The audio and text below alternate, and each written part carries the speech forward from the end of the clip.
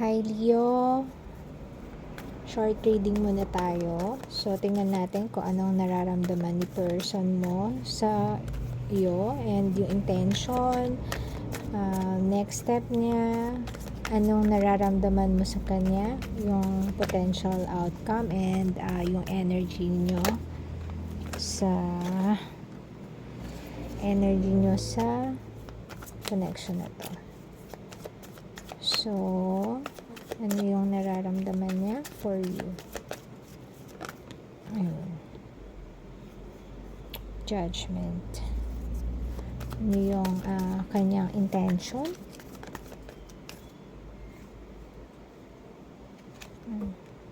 Lovers.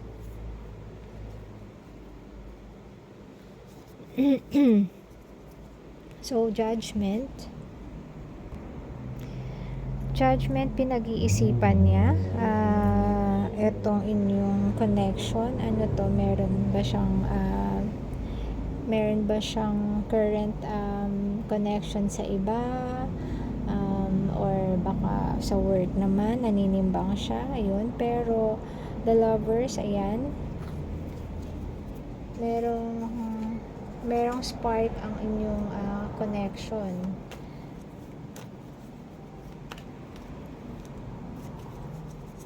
So, tingnan natin.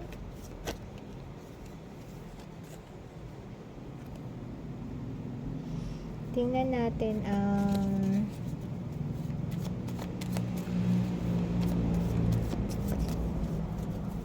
next step niya.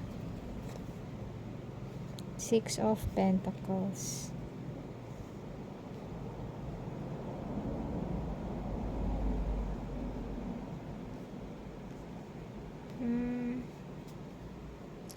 Next step niya, parang tingin ko parang nakadepende pa sa iyo yung next step niya. Saan kaya yon? So, tingnan natin kung anong feeling mo sa taong to. Ano yung nafe-feel mo sa tao na to? Ano yung nafe-feel mo sa taong to?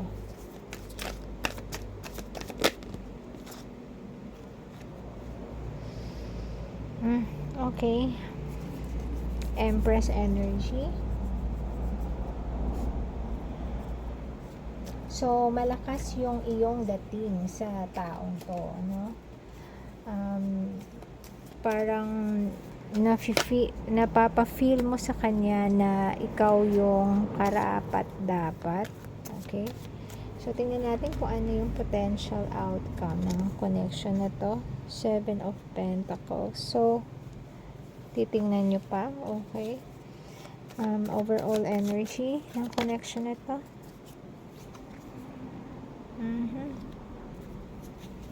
The Fool.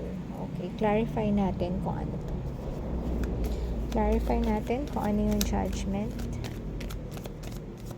Clarify naman ng judgment. Clarify po, judgment.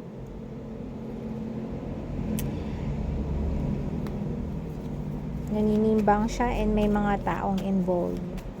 May mga friends, may work, so maaaring naninimbang siya between sa inyo and sa work related niya, pwede rin business niya. Pa-clarify po ng lovers. Hanged. Okay, feeling hanged siya sa inyong connection. Yung intention niya, gusto niya ipakita na mahal kanya, pero feeling hang siya. So, mukhang hindi mo pa to sinasagot or hindi mo nilalagyan ng status tong connection na to. So, action niya, Six of Pentacles. So, kung kailangan mo siya, nandyan siya, parang ganun. Yun pa lang ang kanyang gagawin. Clarify mo. Six of Pentacles. 10. So, siya yung tipong hihingi kung kailangan mo siya, nandun siya. Pero ready na siyang to build the future with you. Ayan, ready na siyang mag-establish ng connection sa iyo. So, clarify natin tong Empress energy mo.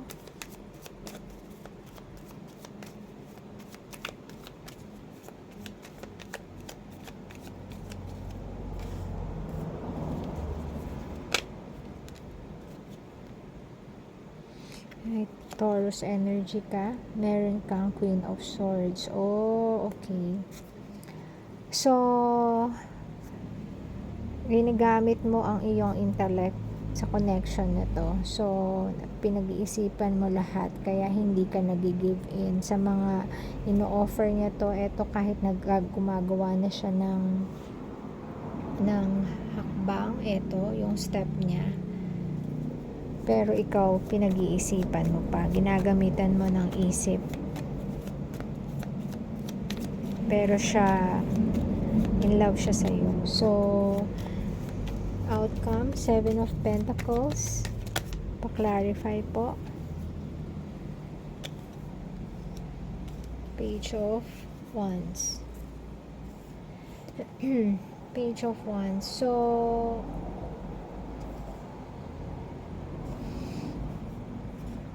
eto yung tinatry niya, pero parang feeling mo hindi siya mag-work. Etong connection na to, parang hindi siya mag-work. Ayan.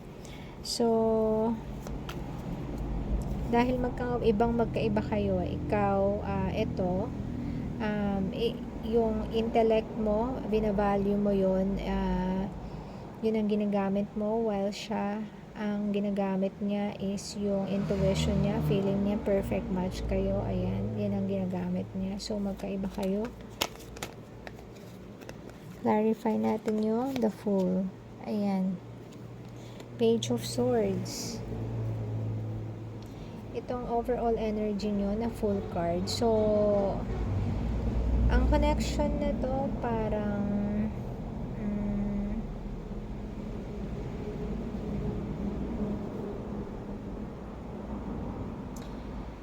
very playful yung energy ng connection na to. So, masaya naman kayo, ano? Masaya kayo when you're together, or maybe pagka nag-uusap kayo or pag nagkikita kayo, masaya kayo. Very playful, nakakabata ng feeling sa ibang may mga age na. Ayan, yung iba kasi may age na.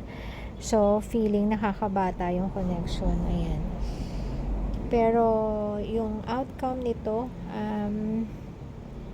nakikita nyo na parang hindi magsasucceed, ganun. Hindi siya tutuloy. Yun ang lumalabas dito sa Page of Wands. Hindi siya mag-work kasi nga ang tingin nyo ay mababaw lang. Ayan, the Fool, parang tingin ko ang feeling mo dito companionship lang, while siya ready siya mag-commit. Okay, so ayan, two of Wands. So ayan, ikaw pa, ito Empress pa rin. Ayan, Page of Cups. Oh, ayun. So, feeling mo, bata pa siya para sa connection na to. Kaya hindi ka makapag-decide. Ayan. And feeling mo, parang madali pa siyang ma-attract sa iba or sa ibang bagay. Kaya medyo nagdadalawang isip ka sa connection na ito. So, hayun muna. Until next reading. If ever naka-resonate, palike na lang. Thank you and God bless.